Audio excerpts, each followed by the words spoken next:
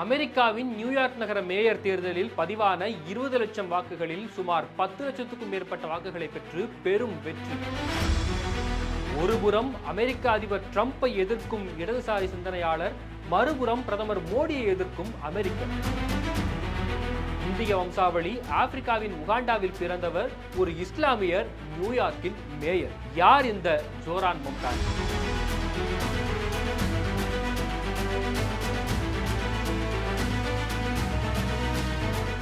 கிழக்கு நியூஸ் நேயர்களுக்கு வணக்கம். நான் விவேக் பாரதி. அமெரிக்காவின் முக்கிய நகரமான நியூயார்க்கின் மேயராக இந்திய வம்சாவளியைச் சேர்ந்த ஜோரான் மம்தானி தேர்ந்தெடுக்கப்பட்டுள்ளார். அமெரிக்க அதிபர் டிரம்பால் கடுமையான விமர்சனங்களுக்கும் அச்சுறுத்தல்களுக்கும் ஆளான ஜோரான் மம்தானி வெற்றி பெற்றிருப்பது அமெரிக்க அரசியல் களத்தில் கவனம் பெற்றுள்ளது. நியூயார்க்கின் புது மேயருடைய கதை இந்தியாவிலும் ஆப்பிரிக்காவிலும் தொடங்குகிறது. குஜராத்தில் பிறந்து உகாண்டாவில் வாழ்ந்து வந்த குஜராத்தி இஸ்லாமியரான மஹமூத் மம்தானிக்கும், ஒடிசாவில் பிறந்து புவனேஸ்வரில் வளர்ந்த பஞ்சாபி ஹிந்துவான மீரா நாயருக்கும் பிறந்தவர்தான் ஜோரான் மம்தானி. இவருடைய தந்தை ஒரு கல்வியாளர், தாயார் பிரபலமான அமெரிக்க இந்திய திரைப்பட இயக்குனர். சலாம் Bombay, New York I love you போன்ற படங்களை இயக்கியவர். தென்னாப்பிரிக்காவில் வாழ்ந்து வந்த இந்த குடும்பம் ஜோரானுக்கு 7 வயதான போது நியூயார்க்குக்கு குடிபெயர்ந்தது. நியூயார்க்கின் பிரம்மாண்டமான வாழ்க்கை ஜோரானுக்கு ஹிப்ஹாப் இசையின் மீதும் அரசியலின் மீதும் ஆர்வத்தை உண்டாக்கியது. பள்ளி காலத்திலேயே நடந்த மாதிரி தேர்தலில் சுயேட்சை வேட்பாளராக போட்டியிட்டு அனைவருக்கும் சம உரிமை, போருக்கு எதிரான கொள்கைகளை பேசினார் ஜோரான் மம்தானி. ராணுவத்துக்கு செலவு செய்யும் பணத்தை கல்விக்கு செலவிட வேண்டும் என்று அப்போதே மம்தானி முழக்கமிட்டார். கல்லூரி காலத்திலும் கிரிக்கெட் குழு, கால்பந்தாட்ட குழு போன்றவற்றை தொடங்கி நடத்தி வந்த ஜோரான் மம்தானி பாலஸ்தீனத்துக்கு நீதி கோரி மாணவர்களின் அமைப்பு ஒன்றை நண்பர்களோடு சேர்ந்து 2010 தொடங்கி நடத்தினார். மறுபுறம் ஹிப்ஹாப் கலைஞராகவும் அவதாரம் எடுத்திருந்தார் ஜோரான் மம்தானி.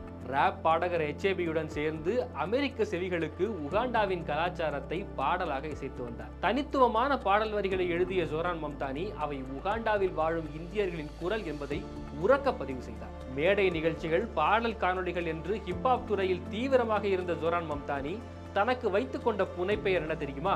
மிஸ்டர் கார்டமம், அதாவது ஏலக்காய். அதன் பிறகு தன் தாயார் மீரா நாயரின் படத்திற்கு இசை தயாரிப்பில் ஈடுபட்டார். அப்போதுதான் அவரது அரசியல் ஆர்வத்தின் தீப்பொறி பெரிதாக ஒரு வழி கிடைத்தது. 2015 நியூயார்க்கின் கவுன்சிலர் பதவிக்காக சிறப்பு தேர்தல் நடந்தபோது அதில் போட்டியிட்ட அலி நஜ்மி என்பவரின் தேர்தல் பிரச்சாரத்தில் தன்னார்வலராக பணியாற்றும் வாய்ப்பு மம்தானிக்கு கிடைத்தது. அதன் பின் 2017 அமெரிக்காவின் டெமோக்ராட்டிக் சோசியலிஸ்ட் இயக்கத்தில் இணைந்தார். உடனே அப்போது நடந்து கொண்டிருந்த நகரசபை தேர்தலில் போட்டியிட்ட காதர் எல் யாதீமின் பிரச்சாரத்துக்கு பணியாற்றும் வாய்ப்பு இவருக்கு கிடைத்தது.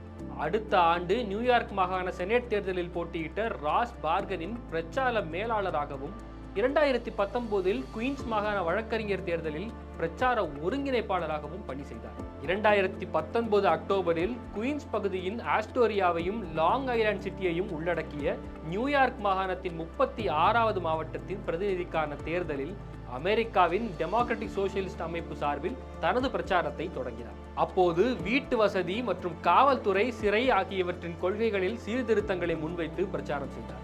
அதன் விளைவாக 2020 நடந்த தேர்தலில் 5 முறை வெற்றி பெற்றிருந்த டெமோக்ராட்டிக் கட்சி உறுப்பினரான அரவெலா சிமாட்டாஸை தோற்கடித்து தேர்தலில் வெற்றி பெற்றார். அதன் பிறகு 2022 2024 ரிபப்ளிக் கட்சி சார்பில் எந்தவித எதிர்ப்பும் இன்றி தேர்வு செய்யப்பட்டார்.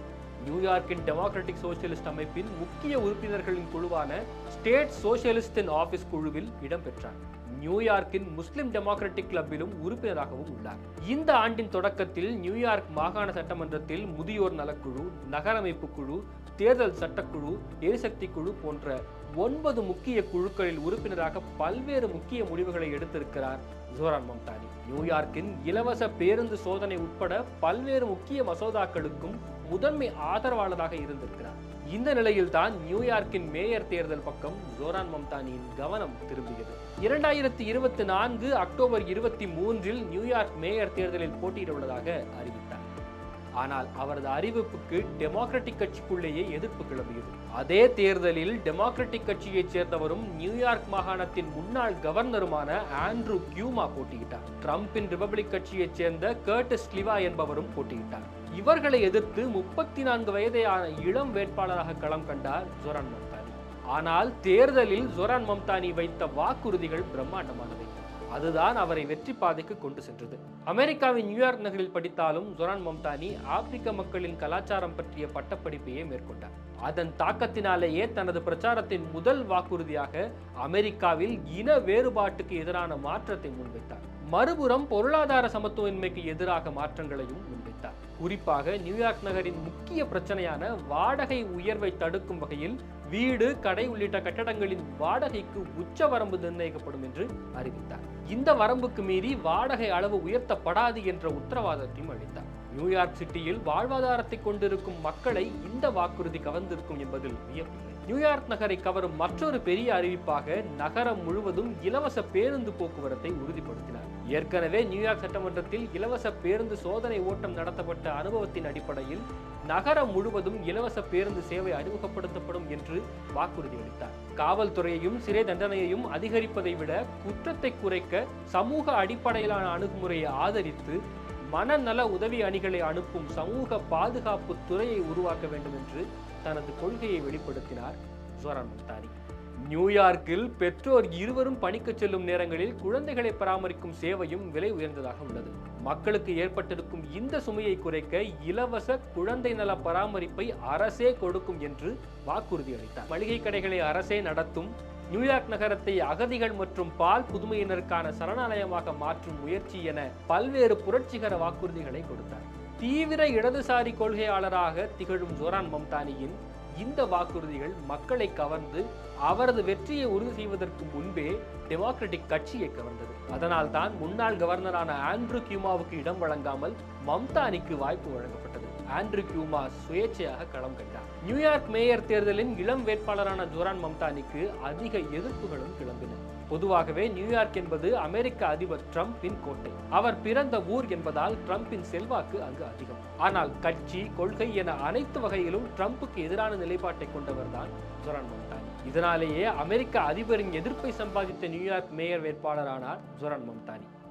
இவரை பற்றி கடுமையான விமர்சனங்களை முன்வைத்தார் அதிபர் ட்ரம்ப். குறிப்பாக ஜோரான் மம்தானியை கம்யூனிஸ்ட் என்று குறிப்பிட்ட ட்ரம்ப் அவர் வெற்றி பெற்றால் அந்த நகரத்திற்கு குறைந்தபட்ச நிதியை தவிர மீதமுள்ள நிதியை நான் நிறுத்துவேன் என்று அச்சுறுத்தினார். ஒரு கம்யூனிஸ்ட் தலைமையில் இருந்தால் நியூயார்க் என்ற சிறந்த நகரம் மோசமாகிவிடும், அந்த நகரத்தால் வெற்றி பெறவோ அல்லது உயிர் வாழவோ முடியாது.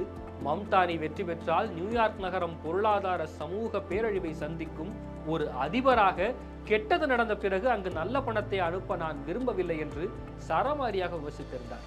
அரசியல் பயணத்தை தொடங்கிய காலத்திலிருந்தே தான் ஒரு இஸ்லாமியர் என்ற அடையாளத்தை மிகவும் வெளிப்படையாக காட்டி வந்தார் ஜோரான் மம்தானி.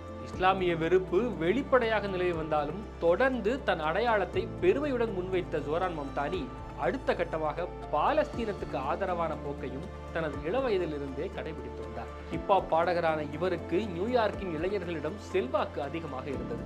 இவற்றின் காரணமாகவே கடுமையான விமர்சனங்களையும் கடந்து நியூயார்க் மேயர் தேர்தலில் 56 ஆண்டுகளுக்கு பின் 20 லட்சத்துக்கும் மேற்பட்ட வாக்குகள் பதிவான நிலையில் 10 லட்சத்துக்கும் மேற்பட்ட வாக்குகளை பெற்று சாதனை வெற்றியை பதிவு செய்துள்ளார் ஜோரான் மம்தானி. என்னதான் நியூயார்க் மேயர் தேர்தல் ஆப்பிரிக்காவின் உகாண்டா கலாச்சாரத்தை பிரதிபலிக்கும் பாடல்கள் என்று மம்தானியின் முகங்கள் வெளியில் தெரிந்தாலும் அவர் தனது இந்திய பாரம்பரியத்தை விடாமல் பிடித்து வருகிறார். இந்திய அரசியலை கூர்ந்து நோக்கும் ஜோரான் மம்தானி பல முக்கிய நிகழ்வுகளுக்கு கருத்து சொல்லியிருக்கிறார். குறிப்பாக பாஜகவுக்கும் இந்துத்துவ கொள்கைகளுக்கும் எதிரான கருத்துக்களை பகிர்ந்துள்ளார். பெஞ்சமின் நெதன்யாகுவை போர் குற்றவாளியாக குறிப்பிடுவதைப் போலவே பிரதமர் மோடியையும் குறிப்பிடலாம் என்ற தொனியில் ஒரு நேர்காணலில் பேசியிருந்தார் மம்தானி. மேலும் பிரதமர் மோடி குஜராத்தில் முதல்வராக இருந்தபோது இஸ்லாமியர்கள் பலரை அழித்துள்ளார் என்றும் அவர் சிறுபான்மையினருக்கு எதிரானவர் என்றும் கருத்துக்களை பகிர்ந்துள்ளார். மறுபுறம் இந்திய இஸ்லாமியர்களுக்காகவும் சிறுபான்மையினருக்காகவும் தொடர்ந்து தன் ஆதரவு குரலை வெளிப்படுத்தி வருகிறார் ஜோரான் மம்தானி. நியூயார்க் மேயர் தேர்தலில் வெற்றி பெற்ற பின்னர் நிகழ்த்திய உரையில் கூட சில தருணங்கள் அரிதாகவே வரலாற்றில் இடம்பெறுகின்றன. பழையவற்றில் இருந்து புதிதான ஒன்றுக்கு நாம் அடியெடுத்து வைக்கும் போது, ஒரு யுகம் முடிவடையும் போது, நீண்ட காலமாக அடக்கி வைக்கப்பட்டிருந்த ஒரு தேசத்தின் ஆன்மா வெளிப்படும் போது அது நிகழ்கிறது என்று இந்தியா சுதந்திரம் அடைந்த போது உரையாற்றிய முதல் பிரதமர் ஜவஹர்லால் நேருவின் வாசகத்தை குறிப்பிட்டு பேசினார் மம்தானி. வலதுசாரி சிந்தனைகளின் நேர் எதிர்கொள்கைகளுடன் தற்போது நியூயார்க்கின் இளம் மேயராக வெற்றி பெற்றுள்ளார் ஜோரான் மம்தானி. 2026 ஜனவரியில் இவர் பதவியேற்க போகும் நிலையில் இவரது வெற்றி இந்திய வம்சாவளிகளுக்கும் அமெரிக்க ஆப்பிரிக்க மக்களுக்கும் இடதுசாரி சிந்தனையாளர்களுக்கும் கொண்டாட்டமாய் அமைந்திருக்கிறது. அது மட்டுமின்றி நியூயார்க் நகரின் முதல் இஸ்லாமிய மேயராகவும் தேர்ந்தெடுக்கப்பட்டதன் மூலம் புதிய சரித்திரத்திற்கு வழிவகுத்திருக்கிறார் ஜோரான் மம்தானி.